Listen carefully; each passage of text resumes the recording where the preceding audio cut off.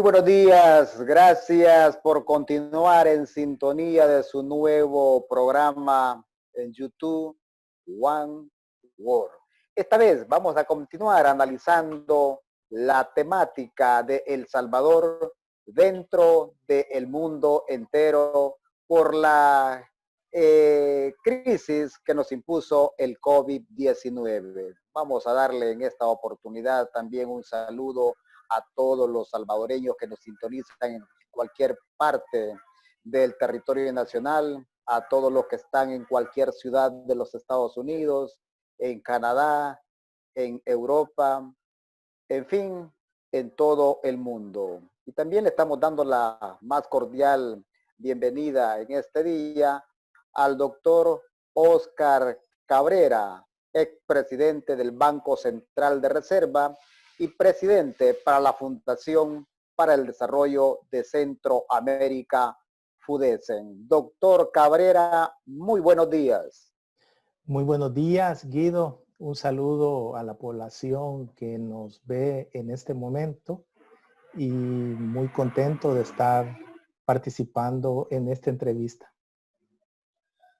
Doctor, antes que no sabíamos nada del COVID-19, con usted habíamos analizado ya la situación económica del país inserta en Centroamérica, en América Latina y en el mundo, sobre todo a partir del endeudamiento que se había generado producto de la dolarización, esa incapacidad que se le pone al pueblo salvadoreño por la carencia de una política monetaria. Doctor, pedirle en primer lugar que nos hiciera un análisis de la problemática económica que enfrentaba el pueblo salvadoreño, que ya habíamos analizado antes de que conociéramos el COVID-19. Sí, yo creo que podemos abordar tres elementos para que la población conozca la situación en la que se encuentra la población salvadoreña y la economía en su conjunto. Primero, ¿dónde estamos ahora? Creo conveniente que la población conozca las condiciones de ya entrada a una recesión económica, qué políticas funcionan para estabilizar la economía en una economía dolarizada y cómo resuelven las crisis del COVID o las crisis financieras en los países que tienen moneda propia. Y no es nimio este último elemento, porque el 93% de países del mundo tienen moneda propia. Entrando a dónde está El Salvador ahora. La economía salvadoreña entra en barrena, en una caída en su ritmo de crecimiento a partir del segundo trimestre del año, con una caída de 2 dígitos, menos 13.7%, cuando en el primer trimestre la economía se mantuvo estacionaria, creciendo solo 0.3%. Las perspectivas para el tercero y para el cuarto trimestre de este año son perspectivas negativas, con sendas desaceleraciones de menos 9.4 y menos 5.9. Y paradójicamente, esta caída de la actividad económica también la está confirmando la información que nos está divulgando diariamente sobre la movilidad registrada por Google. Los datos que disponemos hasta la fecha dice que el sector comercio y ocio respecto a febrero ha caído un 74%. El sector alimentos y medicamentos un 54%. La asistencia de personas a las paradas de autobuses cayó un 71%. Y la asistencia a los lugares de trabajo también menos 61%.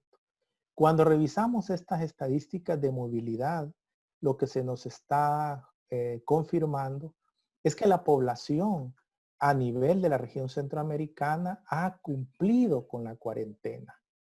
Y esto hay que sumarle a la alta polarización política generada por el Poder Ejecutivo, hasta el punto que la Sala de lo Constitucional de la Corte Suprema de Justicia ha declarado inconstitucional una cantidad de decretos ejecutivos, finalizando con el último decreto 29, y obviamente lo que está diciendo la Sala en cuanto a esto es que el órgano ejecutivo no tiene facultades para limitar los derechos fundamentales como son el libre tránsito incorporado en los decretos unilaterales de ampliación de la cuarentena domiciliaria obligatoria.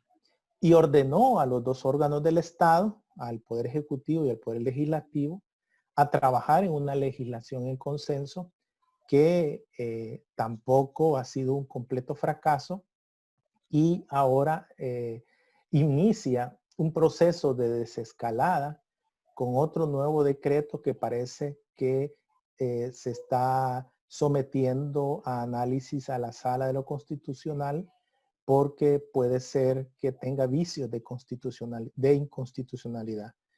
En estas condiciones que estamos mencionando, los sectores que más pérdidas de empleo están teniendo en la economía son el sector comercio, restaurantes y hoteles, con 74,000 empleos, el sector servicios con 46,000, el sector agrícola con casi 42,000. Y no se diga el sector industrial con 36,000. Si esta recesión se mantiene no solo un año, sino 2 años, esto puede llevar a una pérdida de empleos a nivel de la economía de 240,000 hasta 669,000. Esto implicaría un 80% del empleo formal. Pero no hay que olvidar que en El Salvador hay 2 millones de ocupados informales. Y obviamente los que están teniendo el peor ajuste o la peor parte son a los ocupados en el sector informal. Esto ha llevado a organismos internacionales como el Banco Interamericano de Desarrollo a mencionar que solo en este año el número de pobres se va a incrementar en 600,000 personas y que la clase media se va a reducir después de representar el 22% de la población, ahora va a representar el 17%. Al final del año, el crecimiento de 2020 va a caer menos 7.2%. El Fondo Monetario ya había publicado en sus proyecciones del mes de abril que caía menos 5.4% y el Banco Interamericano menos 3%. A raíz de esta pandemia, la política fiscal es la única existente en El Salvador para poder atenuar esta caída de la actividad económica como resultado de la pandemia. Esto ha llevado, por un lado, a una aprobación de 3,000 millones de dólares por parte de la Asamblea Legislativa y con la finalidad que con estos 3,000 millones se puedan acometer política fiscal que ha llevado a un aumento salarial de $150 a los empleados del Ministerio de Salud y a otras entidades públicas, un único subsidio de $300 que se proveyó al 75% de los hogares salvadoreños aproximadamente, un aplazamiento de 3 meses en el pago de los servicios públicos, una extensión de 3 meses en el pago de los impuestos sobre la renta a individuos y empresas del sector turístico, una exención de 3 meses del impuesto especial al turismo y una eliminación temporal de los derechos de importación sobre algunas importaciones esenciales como son los textiles, los desinfectantes, la harina, el arroz, los frijoles y todo lo que son productos médicos. Por el lado de las acciones que asumió el gobierno en el ámbito monetario y macrofinanciero, se redujo los requisitos de reserva de los bancos en 25% de los préstamos recién emitidos. Esto significa que redujeron la reserva de liquidez de las entidades bancarias. Aproximadamente se inyectó desde el Banco Central a los bancos comerciales alrededor de 500 millones de dólares. Se enmendaron la provisión para préstamos dudosos mediante congelamiento de las calificaciones crediticias y una moratoria temporal en las calificaciones de riesgo. El Fondo Monetario estima que el impulso de 2.000 millones, cuando el Fondo Monetario publica su informe en mayo, solo se habían aprobado 2.000 millones. Y ellos estiman que las medidas que he citado para mitigar los efectos de la pandemia eran aproximadamente el 3.5% del PIB, es decir, 916 millones de los 2.000 millones. Todavía hace falta alrededor de 2.200 millones que el Ministerio de Hacienda y el gobierno ha sido incapaz de poder conseguir financiamiento en los mercados internacionales. Y esto se explica, por un lado, la alta polarización política, la caída en barrena de la economía, ha dado como consecuencia que el spread exigido al Salvador para poder comprar sus bonos incluso exceda, ha habido momentos que ha excedido hasta el 13% y hace 2 días estaba cercano al 7.7% por encima de los bonos del Tesoro a 10 años. Significa que para poder emitir un bono El Salvador tiene que pagar un rendimiento a los inversionistas internacionales casi cercano al 10%.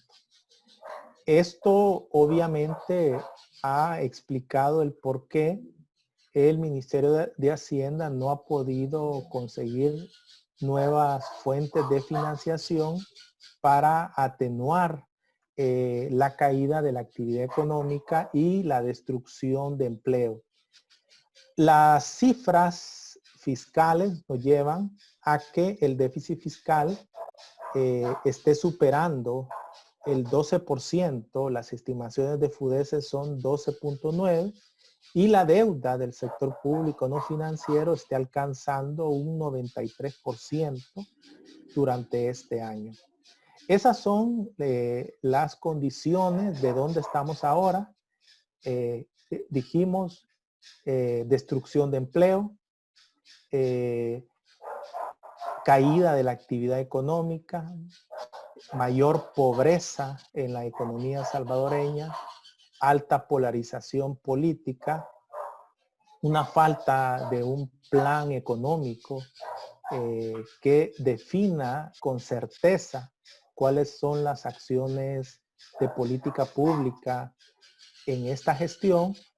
Y por último, un plan de desescalada que no toma en cuenta a los trabajadores o a los ocupados informales, que decíamos que son alrededor de 2 millones de trabajadores, y obviamente la población salvadoreña ante la falta de ingresos y la necesidad de dar de comer a su familia ha salido ya a la calle, con las consecuencias obviamente que puede generar un incremento en el número de casos activos del COVID-19. Todavía también creo conveniente mencionar El Salvador ha estado en una cuarentena obligatoria que inicia desde el 11 de marzo y hemos sobrepasado al caso más ejemplarizante como es el de Wuhan, en donde lo hemos sobrepasado y obviamente no vemos que la curva de casos esté descendiendo. Por el contrario, vemos que el número reproductivo es mayor a la unidad, es cercano al 1.34. Esto significa que cada infectado está contagiando al menos una persona. Y como decíamos, a pesar que la población ha acatado la cuarentena, como lo documenta Google a nivel regional, no vemos, por ejemplo, que estemos en una etapa de remisión. Solo para mencionarles, en el caso de Wuhan, al mes de cuarentena, en China habían caído de una manera rápida el número de casos activos. Y esto conllevó a una política epidemiológica muy seria, basada en la toma de pruebas PCR para la población de una forma masificada y también una investigación epidemiológica en los casos activos para averiguar con qué estas personas se habían relacionado a fin de diseñar cuarentenas y que dieron lugar a que en 2 meses en Wuhan se redujeran el número de casos activos de coronavirus a un solo dígito y en aproximadamente 3 meses se atenuara la curva de contagios.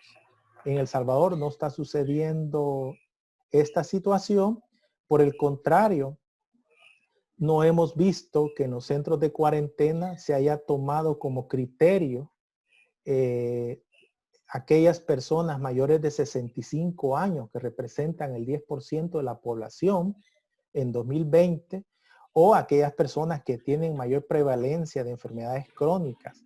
Para un caso que sufran diabetes, el 9% de la población salvadoreña sufre de diabetes o hipertensión como criterios para ubicarlos dentro de los centros de cuarentena con especial medidas.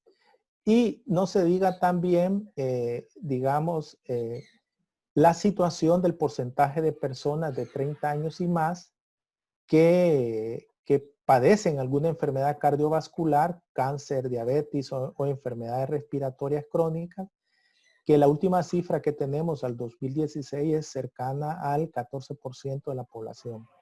Entonces, se requiere que en esta etapa de desescalada, la prioridad es siempre aplanar la curva. No se consiguió con esta cuarentena de más de 80 días, lo que significa que hay que reorientar todos los criterios epidemiológicos que se han implementado. Eso es donde estamos ahora. ¿Qué políticas funcionan en una economía como la nuestra, que en el 2001 decidió dolarizar la economía? La economía salvadoreña, para que su régimen dolarizado sea sostenible, necesita obtener dólares. Hemos visto cómo las exportaciones han caído fuertemente. Necesita remesas. Las remesas también hemos visto que han caído cercano al 17% al mes de mayo. También requerimos de inversión extranjera directa, que la inversión extranjera directa ha huido no solo de El Salvador, sino de los países emergentes. Y otra opción es, por ejemplo, la creación de dinero a través de la intermediación financiera. Lastimosamente, esta última variable de toda la creación de dinero de la economía, casi el 86% es creada por los bancos privados cuando otorgan un crédito, pero ese rendimiento que obtienen esos bancos privados no se queda en El Salvador, se va a manos de los inversionistas de sus casas matrices en Colombia o en otros países. Diferente es cuando quien otorga el crédito es un banco público como el Banco Hipotecario o el Banco de Fomento Agropecuario, donde el rendimiento que obtiene este banco se vuelve a reinvertir y sale de nuevo a través de créditos para las micro y las pequeñas empresas. Y esto creo que es muy importante que la población sepa. Nosotros, digo, como sociedad, a raíz de una mayoría simple de diputados, renunciamos al uso del colón como tipo de cambio nominal para que cuando se caen las exportaciones pudiéramos utilizar el mecanismo de la devaluación para prevenir el choque. Por ejemplo, ahora lo que estamos viendo es una caída de nuestras exportaciones abruptamente que se está viendo reflejado, por un lado, en una caída del gasto de la economía. Los ingresos que la población salvadoreña está obteniendo se han visto reducidos sensiblemente. Por un lado, porque las remesas han caído más de un 17% en términos acumulados. Las familias que reciben remesas en El Salvador son el 20% de la población y por otro, las familias han perdido sus empleos y obviamente esto ha dado como consecuencia que el gasto, la compra de bienes y servicios que están haciendo los hogares, y los hogares representan el 86% de todo lo que la economía consume. Esto, si los hogares salvadoreños no compran bienes y servicios a las empresas, estos bienes se están acumulando en los estantes y la producción cae ya no solo por efectos del COVID, sino que también cae por efectos que no se están demandando los bienes o los servicios que oferta. Trae como consecuencia a nivel del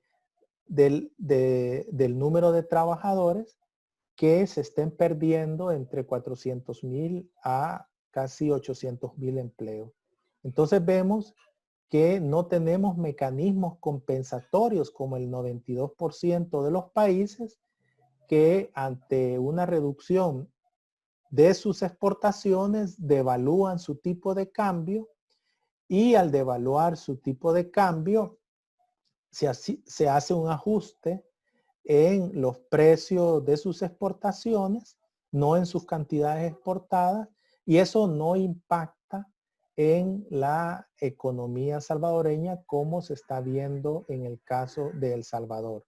Entonces, la economía salvadoreña, decíamos, se amputó la mano derecha, que era la política monetaria, crediticia y cambiaria, porque se creía que cuando llegara un gobierno de izquierda, este gobierno iba a empezar a funcionar de manera incontrolable, la maquinita, decían, para generar, digamos, actividad económica en la economía. Nos amputamos esa mano derecha y la mano izquierda nos las amarramos porque creíamos ciegamente en que un régimen monetario como el que tenemos, la dolarización, para que fuera creíble, teníamos que cumplir con los objetivos de un déficit fiscal muy bajo. ¿Qué hace el 92% de los países en el mundo? Y esto creo que es muy conveniente. El 92% disponen de un arsenal de políticas para estimular la economía, como estamos en esta situación, como la política monetaria, la política cambiaria, la política crediticia y la política fiscal. Un gobierno que tiene un tipo de cambio flotante proporciona un mayor margen de maniobra posible a las políticas públicas. Un banco central marca la evolución de las tasas de interés y obviamente puede comprar y vender divisas influyendo en el tipo de cambio entre la moneda nacional y el dólar.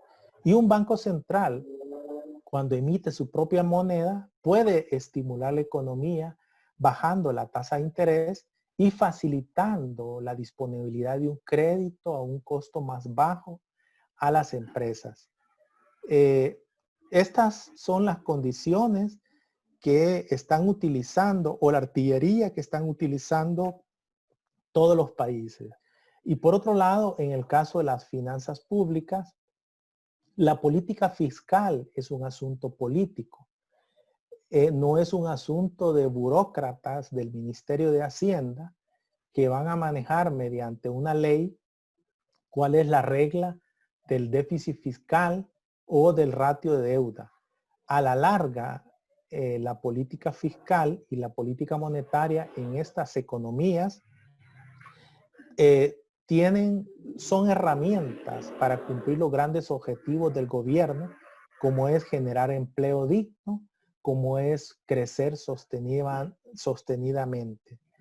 Esto creo que es muy importante que la población lo sepa para que vean lo que nosotros perdimos por haber dolarizado.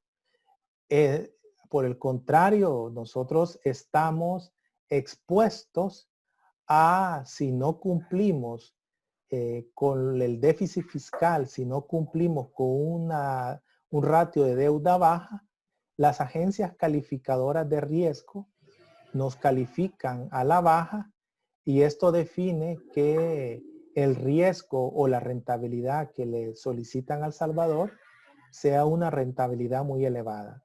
En estas economías que emiten su deuda en su propia moneda, ponemos un ejemplo, los Estados Unidos, un ejemplo, Japón, un ejemplo, China, no tienen ese tipo de inconvenientes. Y la política fiscal, entonces, su objetivo es, si hay poco gasto en la economía, como lo que está sucediendo ahora por la época, por la crisis de la pandemia, si hay poca demanda y hay un alto nivel de desempleo, pues el gobierno utiliza su política fiscal, ya sea para aumentar el gasto público, ya sea reducir los impuestos, y la política monetaria también se emplea a fondo inyectando liquidez en el sector bancario y en la economía salvadoreña. Entonces, estas políticas deben de dirigirse teniendo en cuenta el impacto de la economía. Vale la pena mencionar. Sí, sí. Doctor, creo que para unas 2 preguntas más nos alcanzaría el tiempo, pero quisiera una que no se nos quedara de por fuera. Me parece que en la última conferencia de prensa que dirigió el presidente de la República, dijo muchas cosas que realmente no son correctas, como por ejemplo haber adelantado que vetaría el decreto legislativo 661, que aunque no le gustaba en un 100%, pero tenía muchas cosas que venían a proteger, a garantizar también la salud integral en El Salvador, por un lado, pero por otro me parece que también hay elementos que dañan la perspectiva económica, como por ejemplo haberle ordenado a todos sus ministros que de aquí en adelante nadie iba a negociar con ningún directivo de la ANEP. Uno no puede estar apartando per se a cualquier sector sabiendo que cada sector cumple un papel importante en el país.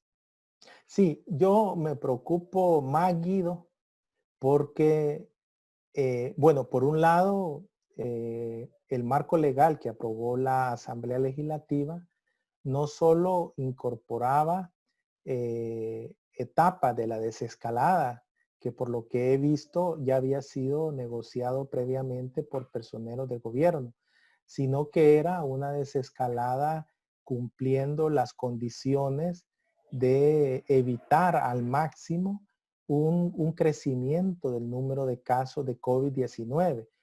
Me preocupa sobremanera que el gobierno, es cierto, no está negociando con representantes de la NEP, pero sí está negociando con todas las cámaras o las organizaciones gremiales que conforman la NEP.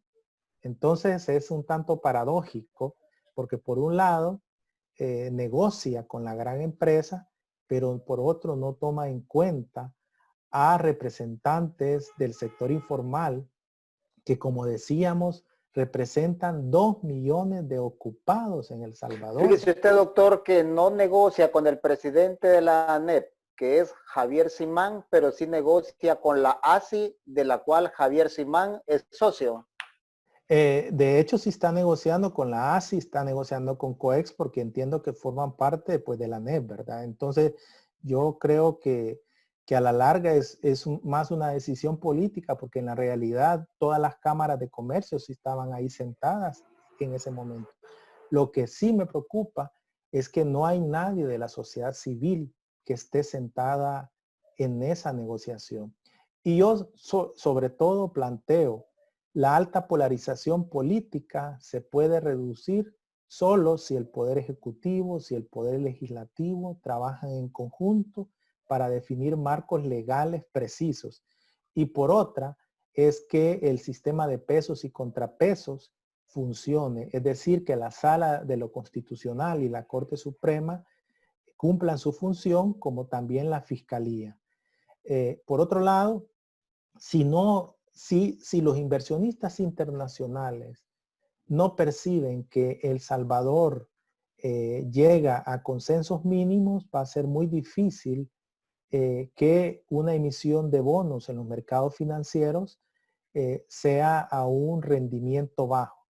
Y por otro es que a nivel internacional ya hemos quedado en la lista negra de países donde ha habido una crisis con excesos de poder, llámese la intervención en la Asamblea Legislativa o el querer usurpar funciones del poder legislativo.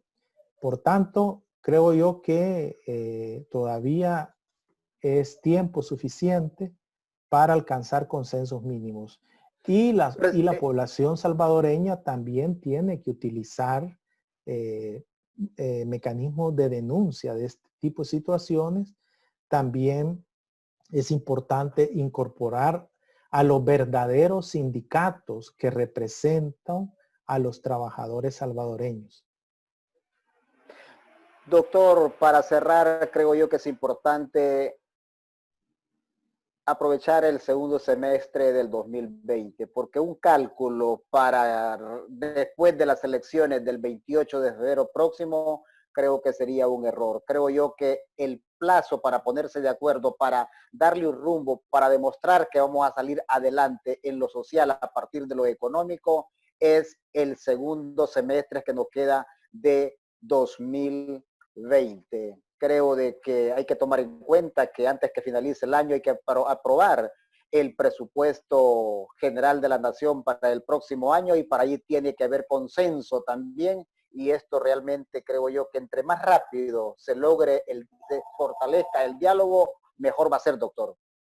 Sí, porque ya hemos examinado las cifras del crecimiento en el tercer y cuarto trimestre. Si no alcanzamos consensos mínimos, la economía va a continuar cayendo en barrena, la economía va a continuar perdiendo empleos y aumentando las condiciones de pobreza y de desigualdad.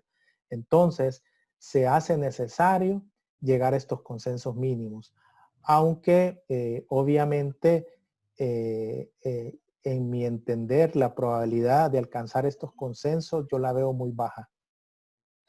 Pero ojalá nos convenga que haya consenso y que el presidente de la República realmente actúe más que como presidente, más que como jefe de gabinete, que actúe como jefe de Estado. Ese debe ser el deseo de todo el pueblo salvadoreño. Un saludo a todos los salvadoreños que residen dentro del territorio nacional, a todos nuestros compatriotas. Un saludo también al doctor Óscar Cabrera Melgar, expresidente del Banco Central de Reserva y presidente de la Fundación para el Desarrollo de Centroamérica. Doctor, muchas gracias.